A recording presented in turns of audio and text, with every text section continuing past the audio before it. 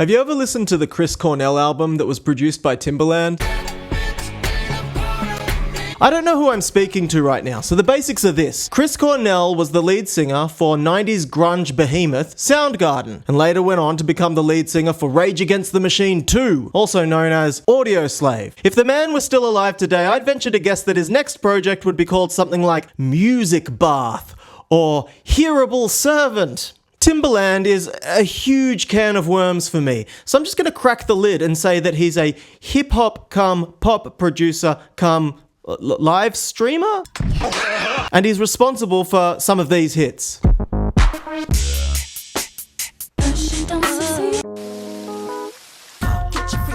Anyway, in 2009, these two artists paired up to make one of the strangest albums ever. It was critically panned, and the music journalism bourgeoisie developed a narrative around this album that it was all just an incredibly ill-advised and badly executed grab for mainstream pop stardom by Cornell. And I don't want to be unfair to the bourgeoisie music journalist class circa 2010s. God knows they've had it hard enough since they got slowly and gradually ass-fucked into irrelevance only 6 years later. But I digress. My defense of the music press's position on this narrative is that Timbaland had just come off a run of transformative and career reinvigorating full albums for the likes of Nelly Furtado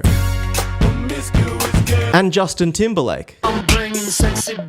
So I excuse the absolute bastards at Pop Matters for running with this narrative. It was a small-brained, obvious gimme in the fast-paced world of arts elitism on which most music journalists were power drunk. And no, I'm not just sore at Pop Matters because they gave my 2015 debut EP a lukewarm to middling review. I'm really not that petty. The fact of the matter is that as someone with no dog in this race, I really enjoy this perverse album. I think it's important to note that in the few years prior to the release of Scream, Timbaland had been experimenting and collaborating with a few quote-unquote rock bands. And the result was always the same, bizarre, but in a way that kind of really intrigued me.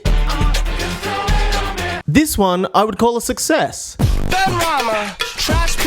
This one, in my estimation, is no worse than any other Fall Out Boy song I've ever heard. And I won't show you the one he did with Jet because, well, I have class. Suffice to say that if I were drunk on power like the aforementioned music press bourgeoisie, I might review it in a really edgy way, like this. So I think this nicely sets the table for 2009 and the release of Chris Cornell's Scream with production by Timbaland. Hey, sorry to interrupt you. This is the part of the video where typically you might find an advertisement for a website such as stufftime.com or maybe fastlane.yeah or maybe even /com.parentheses. At the moment, this channel isn't sponsored. I don't have any sponsors on board. That's all going to change eventually, I'm sure. But in the meantime, some things that you can do is you can share this video. That's one. You can like this video. You can comment down below. That helps. You can go to Spotify and stream one of my records. These are pretty good. I make music. That's always an option. Consider this an advertisement for me. And I don't know, if there's anything that you want to see, you could also put that down in the comments as well. Because maybe you want a Patreon, maybe you want to support me that way. Maybe you don't want to see ads on this channel. I don't know. Anyway, I think that should just about do it. Yeah, ad break over.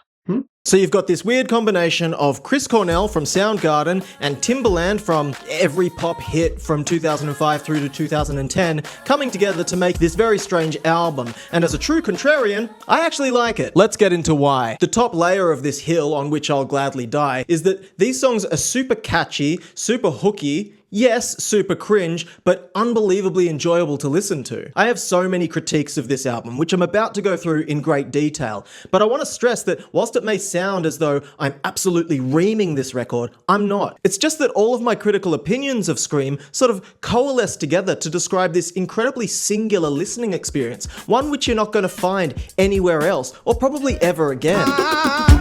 Actually, no, I've got it. You know those people who love Hamilton? And if you tell them that you haven't seen Hamilton, they make you sit down and watch clips of Hamilton? And you're just kind of sitting there like, nah bro, this shit looked lame as hell. Well, this album is that for me. It's one of those cases where the sum is like 10,000 times better than its parts. So you have to try not to think about its parts. Because my god, those parts. Chris Cornell's voice does not gel with any of the instrumentation on this album. I do wish there were more Timbaland ad-libs on this album. This one's particularly fun because it's succeeded directly by a Phil Collins In the Air Tonight-esque drum fill. Like this. The album plays out like a true rock opera. Each song is linked to the next by some of the most insane bending over backwards, multiple key change ass, tempo morphing transitions you've heard this side of, well, I assume, a Lin-Manuel Miranda musical about Alexander Hamilton. I'd like to see the new Apple Music AI DJ pull this kind of shit off.